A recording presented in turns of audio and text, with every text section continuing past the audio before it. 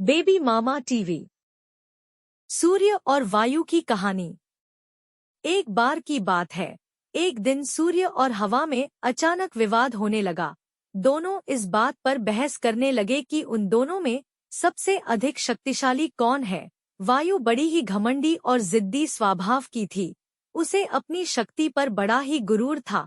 उसका मानना था कि वह अगर तेज गति से बहने लगे तो बड़े बड़े पेड़ों को उखाड़ सकती है। उसमें मौजूद आर्द्रता नदियों और झीलों के पानी को भी जमा सकती है। अपने इसी घमंड के चलते वायु ने सूर्य से बहस करते हुए कहा, मैं तुमसे ज्यादा शक्तिशाली हूँ। मैं चाहूँ तो किसी को भी अपने झोंके से हिला सकती हूँ। सूर्य ने हवा की बात मानने से इनकार कर दिया और कहा, बड़े ही शांत तरीके से कहा, देखो, कभी भी अपने पर घमंड नहीं करना चाहिए।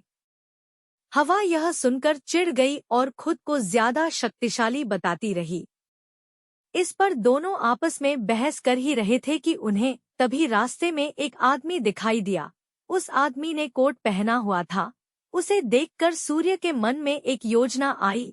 उसने हवा से कहा, जो भी इस आदमी को उसका कोट उतारने के लिए मजबूर कर देगा, उसे ही अधिक शक्तिशाली माना जाएगा। हवा ने बात मान ली और कहा, ठीक है, सबसे पहले मैं कोशिश करूंगी, तब तक तुम बादलों में छिप जाओ। सूर्य बादलों के पीछे छिप गया। फिर हवा बहने लगी। वह धीमे धीमे बहने लगी, लेकिन उस आदमी ने अपना कोट नहीं उतारा। फिर वह तेजी से बहने लगी। हवा तेज होने की वजह से उस आदमी को ठंड लगने लगी और उसने अपने कोट से शरीर को अच्छे से लपेट लिया। बहुत देर तक ठंडी और तेज हवा बहती रही, लेकिन उस आदमी ने अपना कोट नहीं उतारा। अंत में हवा थककर शांत हो गई। इसके बाद सूर्य की बारी आई।